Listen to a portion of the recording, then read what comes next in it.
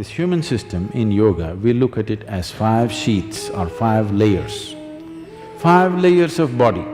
In the yogic system, there is no such thing as mind, there is no such thing as anything. Everything is seen as body because we are looking at it as a technology for transformation.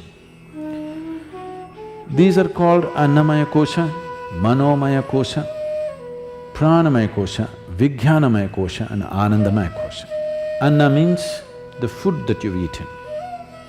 What you call as my body is just the food that you've eaten, isn't it? It's a heap of food. Small or big is your choice, but it's a heap of food whichever way, isn't it? As there is a physical body which you gathered from outside, there is a mental body. When we say mind, it is not here or there. Every cell in the body has its own intelligence. Every cell in the body has its own memory, isn't it? So there is a body of mind. So this is known as the mental body or Manomaya Kosha. So that is hardware, this is software. This hardware and software cannot do much unless you plug it into quality power. So the third layer of the body is called Pranamaya Kosha or the energy body. These three are physical in nature. The next layer of the body is a transitory body, which is known as the Vijnanamaya Kosha. It is a transitory body. From physical to non-physical, it's transiting. It does not ascribe to any of the physical qualities, but at the same time it has not become completely non-physical either. The fifth one is called as Anandamaya Kosha. In English language, it translates into as bliss body. Bliss body does not mean there is a bubble of bliss inside you. We are calling it bliss body because in our experience, whenever we touch it, we become blissful. So we are calling it bliss body. That's not its nature, that is what it causes for us. It is a non-physical dimension which is the source of everything that is physical. If you align the physical body, the mental body and the energy body in proper alignment and balance, there will be no physical or psychological ailments within you. It is just a disaligned state which causes all kinds of problems. When body comes to a certain ease, there is no dis-ease. So if you align these things, only then you have a passage, you have a possibility of touching the Anandamaya Kosha, where blissfulness becomes a natural process. It is not that you're blissful about something, you're just blissful because that is the nature of life.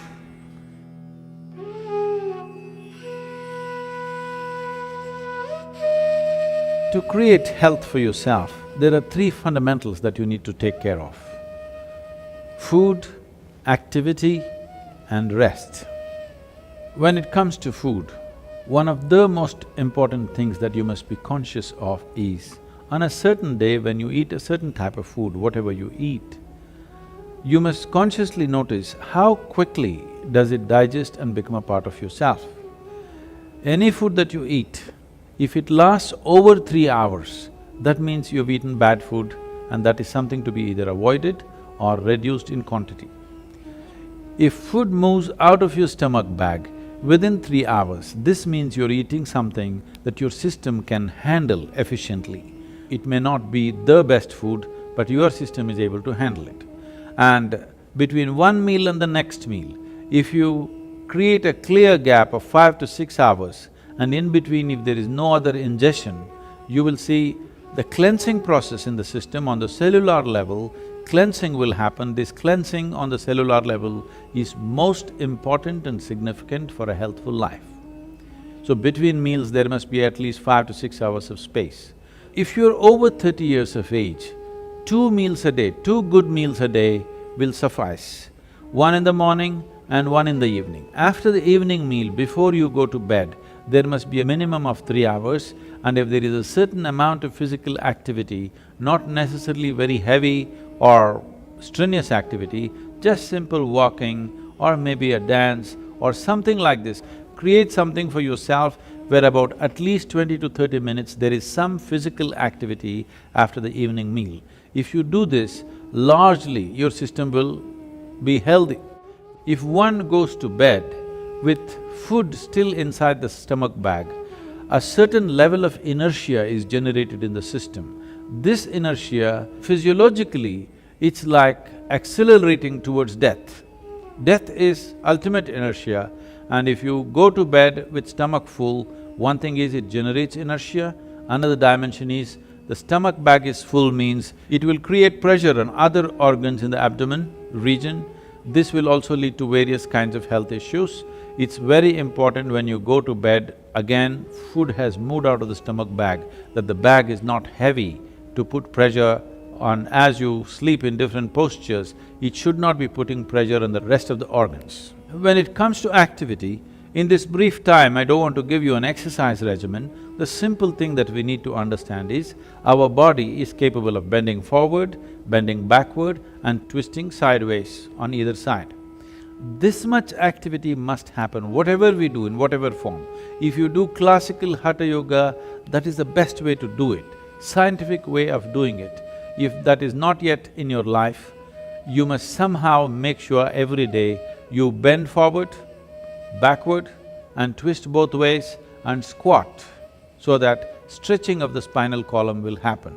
This much activity is a must for everybody on a daily basis if we want to keep the entire system in a healthful state, particularly your neurological system, which will be an issue as one ages. The volume of rest that an individual needs is determined by various factors. One important factor is the type and the volume of food that one consumes. When I say the type of food, you must experiment with foods and see what type of foods cause maximum heaviness within you, what type of foods will leave you light and agile. If you make sure at least 40% of your diet is fresh vegetables and fruits, you will see the lightness in the body will come, because what the body needs is restfulness, not necessarily sleep. Most people understand that sleep is the only way to rest. No. As you sit and stand, you can either be restful or in a state of agitation or in a state of inertia. If you are in a lively state of restfulness, moment to moment in your life, the volume of sleep you actually require will come down. The lubricating fluids in your joints tend to settle down and are not in circulation. So when you wake up, body is demanding, you first lubricate your joints. Directional movement is a simple way of doing this.